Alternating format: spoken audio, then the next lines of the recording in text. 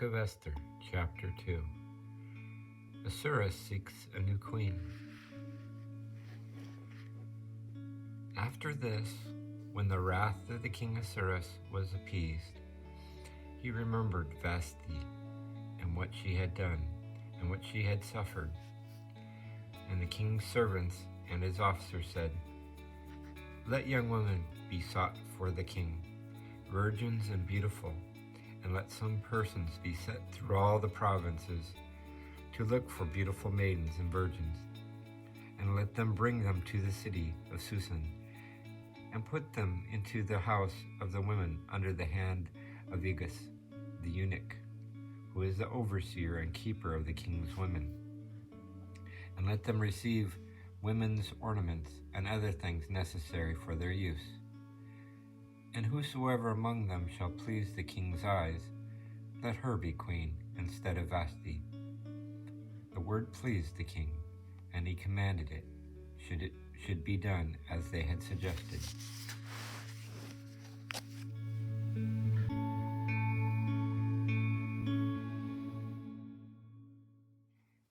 Mordecai and Esther. There was a man in the city of Susan, a Jew named Mordecai, the son of Jar, the son of Simi, the son of Sis,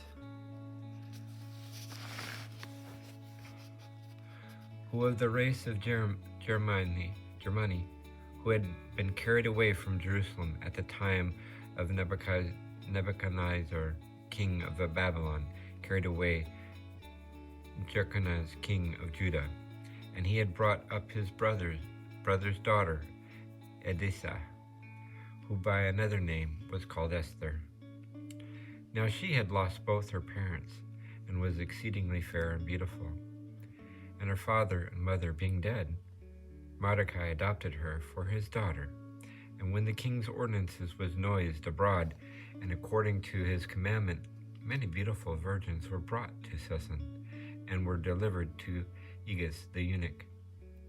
Esther also was among the rest of the maidens, who delivered to him to be kept in the number of the women.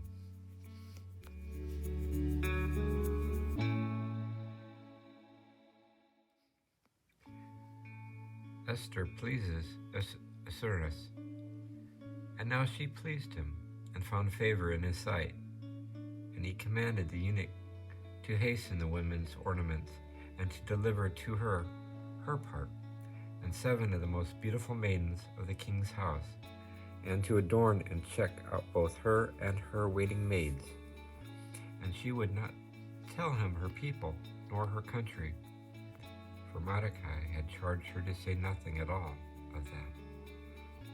And he walked every day before the court of the house, in which the chosen virgins were kept, having a care for Esther's welfare, and desiring to know what would befall her. Now when every virgin's turn came to go into the king, after all had been done for setting them off to advantage, it was the 12th month, so that for 6 months they were anointed with oil of myrrh, and for 6 months they used certain perfumes and sweet spices.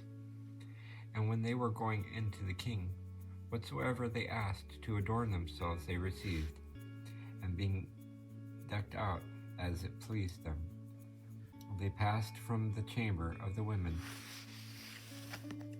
to the king's chamber. And she that went in that at evening came out in the morning, and from thence she was conducted to the second house, that was under the hand of Sisagaz, the eunuch, who had the charge over the king's concubines. Neither could she return any more to the king, unless the king desired it, and had ordered her by name to come.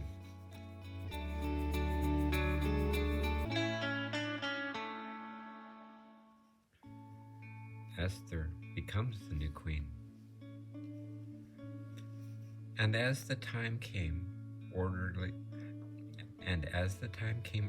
about, the day was at hand when Esther, the daughter of Abinah, the brother of Mordecai, who who he had adopted for his daughter, was to go into the king.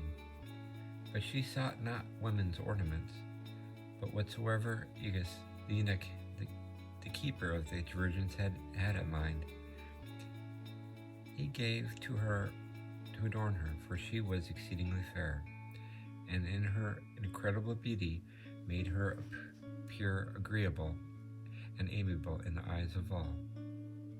So she was brought to the chamber of the king Ahasuerus, the 10th month, which is called Tebeth, in the 7th year of his reign.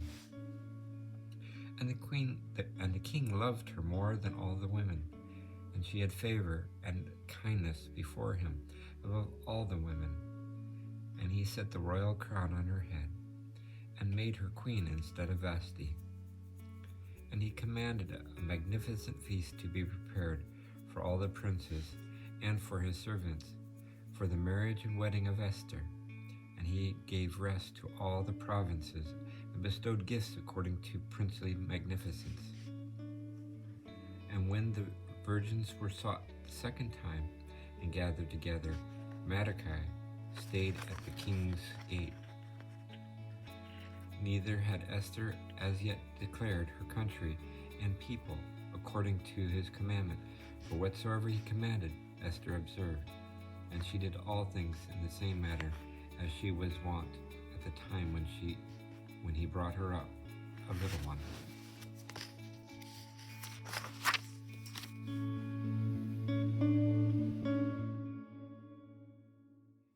Mordecai detects a plot. At that time, therefore, when Mordecai abode at the king's gate, Bagathan and Theres, 2 of the king's eunuchs, who were porters and presided in the first entry of the palace, were angry, and they designed to rise up against the king and to kill him. And Mordecai had noticed of it, and he immediately told it to Queen Esther, and she to the king in Mordecai's name, who had reported the thing unto her. It was inquired into and found out that they were both hanged on a gibbet, and it was put in the histories and recorded in the chronicles before the king.